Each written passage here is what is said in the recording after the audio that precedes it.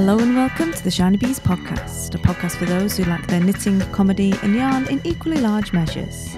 I'm your host, Jo Millmine, and this is episode 137, On the Run from the Corona. I feel a need to laugh again with you, if that's alright.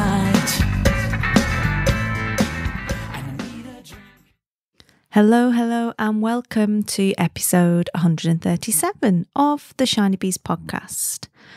I'm Jo, I'm your host, back with you again for another episode with a little bit of nitty chat and some updates about where have you been, Jo, basically. I keep getting a lot of messages asking me where I've been, and the answer to that is pretty much everywhere. But as you can hear, I'm alive, I'm fine, and I have a podcasting rig, so I'm able to record again and be chatting to you during what is pretty kind of crazy times, I have to say. So this episode will just be a brief update of what I've been up to, because so many people have been asking, a little bit of nitty woolly chat and some ideas about kind of going forward from here, really, because I don't know, I've got stuff to say, and like I said, now that I've got a rig again, it might be a little bit easier to say them. So grab your current work in progress and a brew or a gin or whatever else you would like, and we will crack on with the show.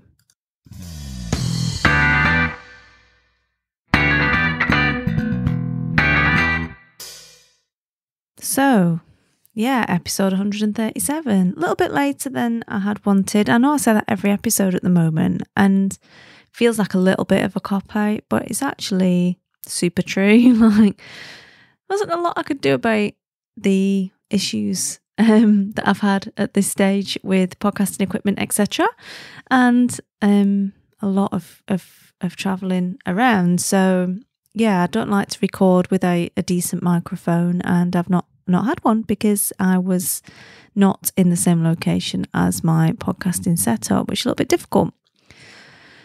So yeah, should I start at the top? Makes sense, doesn't it? Start at the top. First of all, thank you to everyone who's been in touch. There's been loads of you going, you all right? What are you up to? Where are you? Sounds like someone's locked in the bathroom. I think there's going to be quite a lot of this over the next few episodes of like just random Mill Minor interjects into the podcast here and there. They're not normally around when I record, but they're going to be around. Everyone's kids are going to be around for a lot of the time now, aren't they? Really? And so for those of you that have been in touch, thank you. Getting back to the subject, and it is much appreciated that you're sitting out there in internet land, or the real land, really, isn't it? Thinking, hope Jo's all right. And I do really appreciate it. The last time I spoke to you was just after Christmas, I think, and before the Lunar New Year holiday. And during that holiday, we went off away because the company my husband works for has block leave, and we had booked, luckily, we were going to stay in the country. Luckily, we, on a whim / Black Friday, mad marketing hypnosis, decided to book a flight to Bali because we wanted to kind of leave, but we'd just been to the UK over Christmas, and we didn't want to go back jumping across time zones because we were due to attend a wedding another couple of weeks thereafter. So, you know, I appreciate I'm massively burning holes in the atmosphere with all this flying around, but we hadn't intended to. It just kind of rolled out that way. So we flew off to Bali in Indonesia, and we were there for a couple of weeks. And whilst we were there, all of the travel advice, etc., changed for China because everything kicked off with the COVID. So we didn't want to go back there and get stuck in quarantine because we were due to leave again to go to my brother-in-law's wedding, and we didn't want to miss it because our kids are like part of the bridal party and all of that good stuff. But as it was, our flights in and out of China to get to that wedding were cancelled whilst we were in Indonesia anyway. So at that point we decided, you know, enough's kind of enough. The company said, yeah, don't come back for a little bit. Let's, you know, see if it all blows over. So we booked a flight back directly from Bali to the UK via Kuala Lumpur. And luckily we managed to get tickets and get out of there pretty sharpish. And we got back to the UK and obviously everything was still quiet this side. Nobody was even bothered. We got a few questions from people like, are you okay? Are you infectious? What have you brought with you from China? All of that. But as we'd been in Bali anyway, and Indonesia at that stage didn't have any cases, then, you know, it was all pretty fine. We'd been there for 2 weeks, so we took that to be kind of, you know, self-isolation or what have you. And it was really quiet in the hotels, I think, because most of the Chinese tourists had been stopped from leaving by the government. So we came back to the UK and did the whole wedding thing. And Sammy, as he does, managed to upstage the father of the bride during the ceremony well, first of all, he refused to be part of the bridal party walking down the aisle. He refused to help the groom. He had to be rescued from behind like a screen at the back of the kind of dining hall, like the whole place where they were getting married. And then as Katie's dad said, you know, answers the question, who brings this woman to be married? Sammy pipes up, I do. Thus, you know, upstaging everyone basically. Everyone loved it. Luckily, they've all got a sense of humour, but just like, can't take you anywhere. He was super cute as well. He had a little matching 3-piece suit on with a little pink dicky bow, and I've purposefully bought an oversized dicky bow for him because I knew he was going to do something naughty and I just wanted him to look really cute. So when he did do the whole kind of problem child act, everyone was just like, oh shame, he's dead cute, rather than OMG, like he needs to be borstal. So went to the wedding, which was all cool, and then Millie's gone back off to China, so he's on his own now, bless him, in quarantine in China, locked in his flat on his own. And we went to South Africa instead because I'm doing some contract work and I couldn't go back to China to complete that, but I could go to South Africa, and I'm working on a software project basically for a simulator, and that's where the developer is. So I was like, okay, cool, well, let's go do that instead because that's something we can do. So packed up with like a day's notice, flew down to Joburg and then on to Cape Town, and spent a merry couple of weeks hanging around in Cape Town, working on this sim and, you know, doing lots of good stuff, having lots of sunshine and loads of biltong and having a generally lovely time. But over the kind of course of the couple of weeks, we could see things getting a little bit more tasty in Italy. And bearing in mind, we've been watching this thing in China now since January, because obviously that was relevant to us then. A lot of people were just like, oh, you know, it's not really relevant to us. So we were due to relocate to the garden route. So I spent the whole weekend basically driving from Cape Town across via Hermanus to a place called Oudtshoorn, which is in the Klein Karoo, and that's basically north of George. It's on the garden route area, and it's north of there by about an hour. So we were going to there, spent all weekend driving there, got there at 2:00, unpacked all of the stuff. 3:00, I'm like owning it. I'm unpacked, I'm ready, I'm sorted, like I'm good to go. I feel organised. I'm going to go to Spur and get some dinner for the kids. It's all going to be awesome. So we go to Spur, get dinner for the kids, come back from Spur, it's like 7:00. And in the interim, Cyril Ramaphosa had done a speech saying basically the borders were going to be closed. And we were obviously from one of the high-risk countries. Now, we'd been there for more than 2 weeks, but we were due to fly back in beginning of April. And at this stage, we're like, well, if they close the borders, will anyone be flying then? Bearing in mind, I've already had flights cancelled by BA twice already due to this stuff kicking off. So I wasn't prepared to take any chances. So we quickly jumped onto the website, booked some tickets, which cost a fortune. It was, you know, it was really depressing. A couple of days earlier, I'd got a really sinking feeling that something was going to kick off. So I decided that I was going to look up whether, you know, what flights there were and how much they were. So, and I was like, wow, it's really cheap to fly with Emirates at the moment. You know, that's amazing. And I ummed and ahed and didn't book it, and I probably should have, because it cost me an absolute fortune for the tickets to get back once they obviously said that they were going to be revoking the visas. So they didn't say that anyone that already had a visa had to leave until afterwards. And, you know, they just said we'd need to get a test or whatever. We'd been there for more than 2 weeks anyway. And we just couldn't really take the risk. So we just booked the flights, but the flights were at 4 o'clock the next day. So this is by this time 9 o'clock at night in Oudtshoorn, which is a good 5 hours drive from Cape Town. And, you know, we need to basically drive all the way back to Cape Town to get the flight there, to get the onward flight from Johannesburg.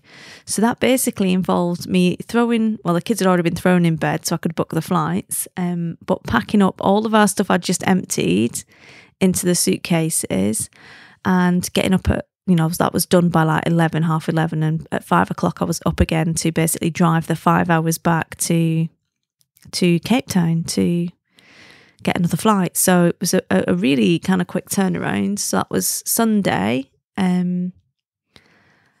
Drove on Monday morning, got on the flight on Monday afternoon, got on the Joburg flight Monday evening, arrived in London the next morning. There were no flights to Manchester, so I had to hire a car and drive from Heathrow up to the north, basically back to where we live. And we arrived back again about 4 o'clock that afternoon on Tuesday. So it was a real sort of whirlwind kind of thing to get back. And yeah, basically I was booked into a game reserve for my birthday. It was my birthday on Wednesday, and we were all planning to go for a lovely dinner together and, you know, watch the hippos and have some lovely food, and it was going to be amazing. I'm like, wow, it's going to be like a third of Izzy's birthdays are going to be in Africa too, because we were due to still be there. And yeah, everything changed overnight, and we had to basically boost again and run away from the corona again. Back to the UK, but obviously we're not going anywhere now. So we are at home, and managed to get some food. I mean, what is that panic buying all about? Good grief. I'm like, you don't even know. Don't give me that. You're a northerner. You don't eat quinoa, right? You don't eat it. So why is there on? You know what I mean? Why are you buying this stuff you're never going to eat? And bless it, in Tesco's, there was all the other beer was sold out, but there's an entire shelf of Corona. I'm like, dude, it's not the same thing. You can't catch it. Can't catch it off the beer. Honestly, no. Catch it in the pub, drinking something else, not going to catch it off the beer. So it's been a bit crazy because obviously we didn't have any food in, because why would we? We were away till April, and everyone had bought it all. And I was trying to go out and not take the children out with me, and I basically had to leave them and let their dad babysit them over the Nest camera because I didn't want to take them out. Like, it's not safe. You know, we've just travelled from halfway across the globe. We've been through Heathrow.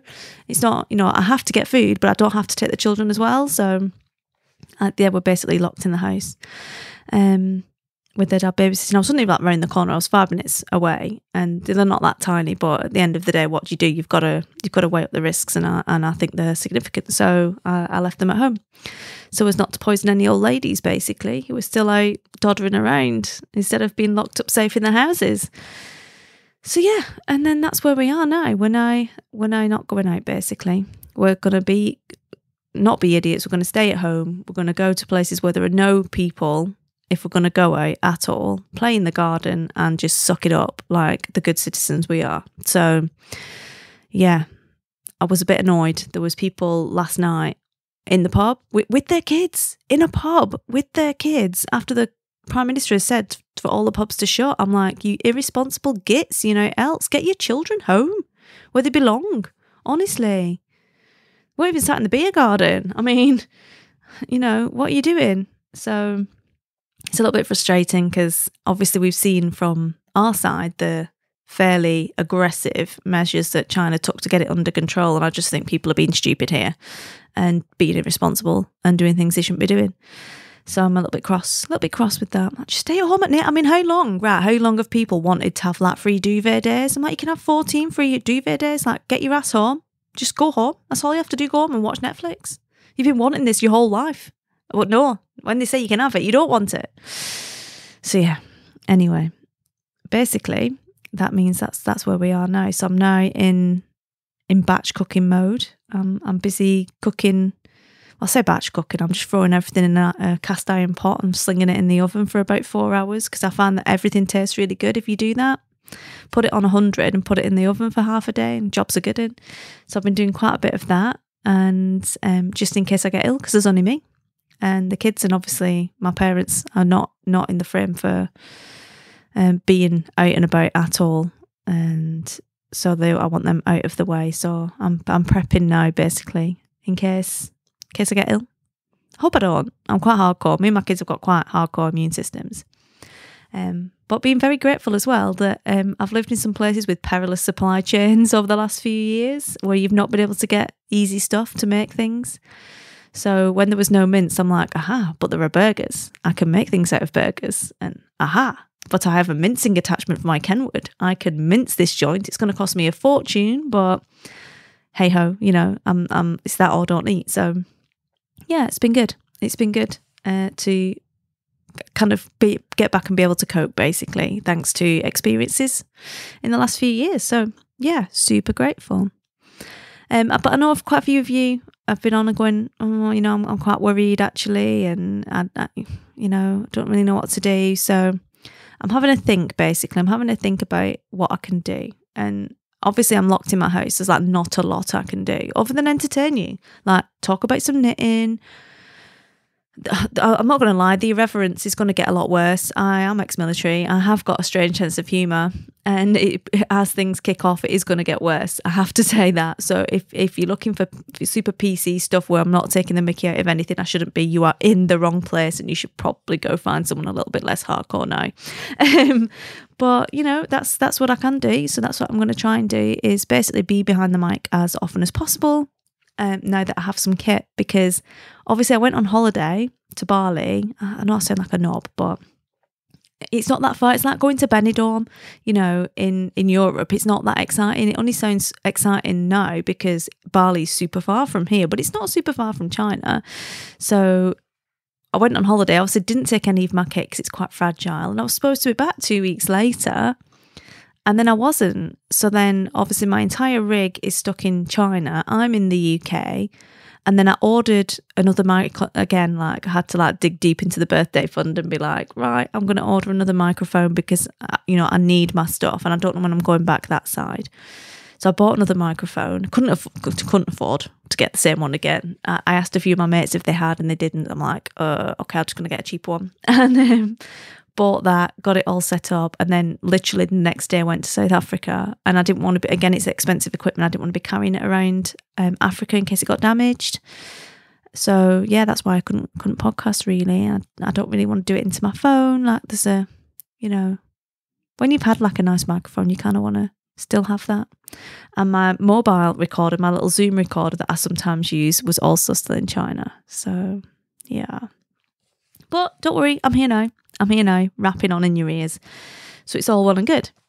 So yeah, that's where I've been, and I am fine, and I am making a plan basically to entertain you with some stuff, some things. Like I'm having to think about what I can do just to be helpful really. And also like a lot of my friends and my colleagues within the Yarny community, you know, all of the shows are cancelled. They're really worried. They're all self-employed. Like they don't know what's going to happen. So there'll definitely be quite a bit of shout outs and trying to support all of that effort to, you know, for them to kind of bring in more money and all that kind of stuff while all this is going on, because a lot of people rely on the shows for a good chunk of their income, and, you know, they're not going to be happening. So yeah, just basically I'm going to have a think and see what I can do. I just wanted to kind of put a stopper or flag in the ground and say, like, I'm here, I'm fine, and I will be around for you. So give me a shout if there's anything in particular that you hear about or that you want to hear about from me over the next few weeks, and definitely let me know, because I'm around, basically. I'm here. Now I've got my microphone, dead excited. So it might sound a bit different because it's a completely different microphone to the one that I've been using up to now. So yeah, I need to figure out which settings I need to use for that. And, you know, you never know, it might end up being better. I might end up preferring this one instead. So excited. If you are a big podcast fan, I also have my lovely friend Ant McGinley, who is a podcasting dude up here in the north. I met up with him just before I left, actually, and did an interview for the podcast series for Pods Up North, which is a big event now. That's normally in November. Hopefully everything will have blown over by then and that will still go ahead. But he gave me a leaflet of a load of British fiction, audio fiction podcasts. and it looks really awesome. There's loads of stuff on there. And obviously, if you're listening to this, you're probably a podcast person and you probably want to retreat away from anything that involves news and into something that is just a complete escape. And I will be sharing out some of those and different ideas as well in coming episodes. I'll just give you a shout out to different podcasts from that list that he gave me, the leaflet, in case you want some more lovely British tones whilst you are doing your knitting or whatever else you are doing around the house. I have done some knitting recently, not a lot, I have to say. I'm still working on the compass sweater. It's going to get a bit warm for it soon as well. Slightly gutted there. Still working on that, plugging away on that. I'm nearly finished on the body for that. And again, it was one of those things where I left most of the needles and cables I needed back in China, and I couldn't get hold of them necessarily that easily in South Africa because we were moving around. So now that I'm back, I'm hoping that will be fine and I can crack on with that. And I did do a little bit of yarn procurement whilst I was in South Africa.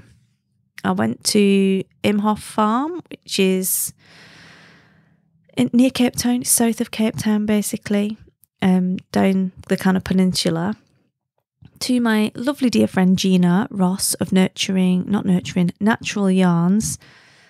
Giving it away a bit. Of course I bought some nurturing fibres, but I went to visit Gina at her shop. It was a lovely little kind of farm shoppy place with lots of different artisan small shops there, and Gina also has a physical shop there where she does some dyeing as well. Has an amazing restaurant with a really lovely view, so we went there and I had a chat with her and ordered some yarn. I got a sweater's worth basically of Nurturing Fibres Super Twist DK.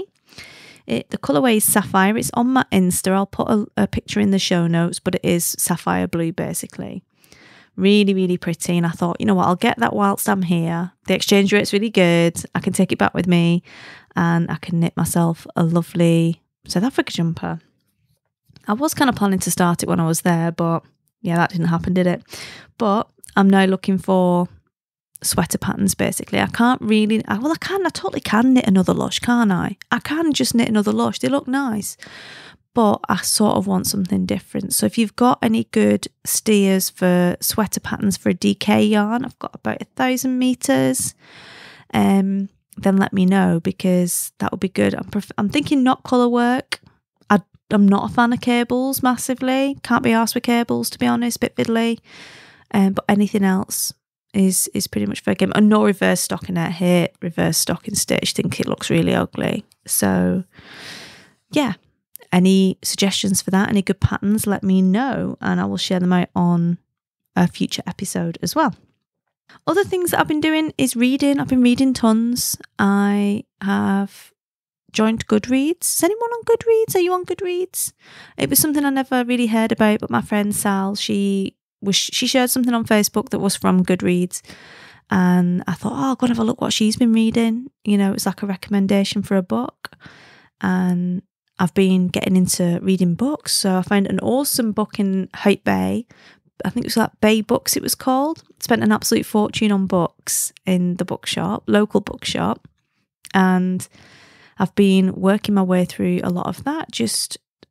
I read a lot, but I don't read a lot of fiction, or I haven't recently until sort of this year where I really wanted to spend more time just like disappearing into stories again. It's really good to spend your time learning and, you know, reading non-fiction books, but sometimes they are just a bit hard work and you have to concentrate, otherwise you miss the gist of it. Whereas with a story, if you miss a line, you don't necessarily miss the whole gist of the story.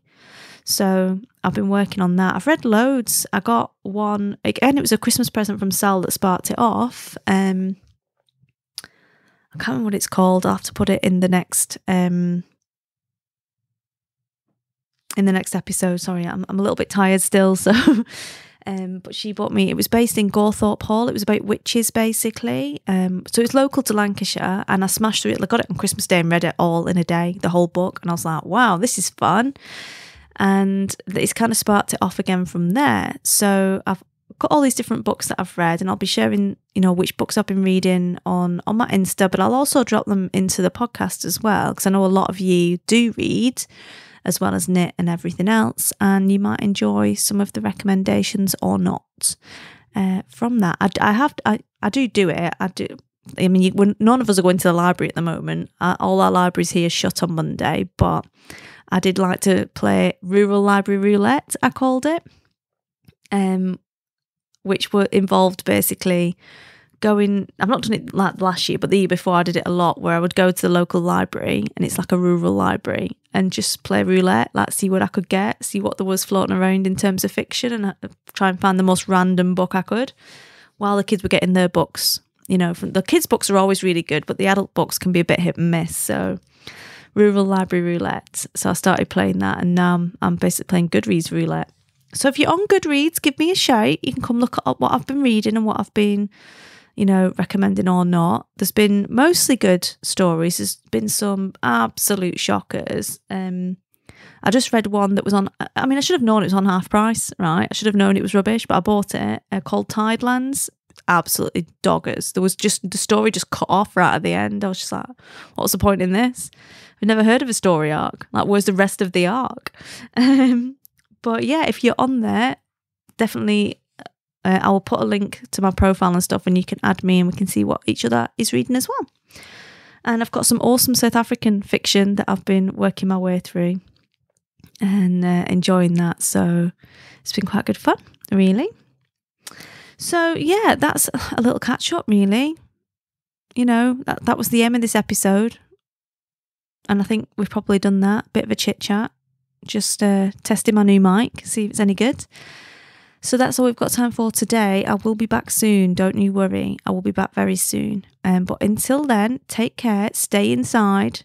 Just stay in your houses, people. Stay in and knit. Only go out if you have to. Wash your hands. All of the shizzle. Don't buy the bog roll, you can't eat it, okay? And if you eat all that pasta, you're going to be blocked up anyway. And I will be back in touch with you soon. So take care, have a great week, and happy crafting. Bye.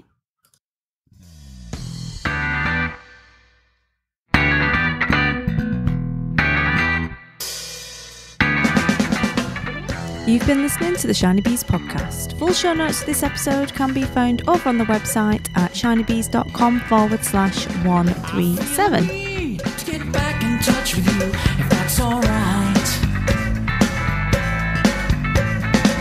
I feel a need to laugh again with you, if that's alright.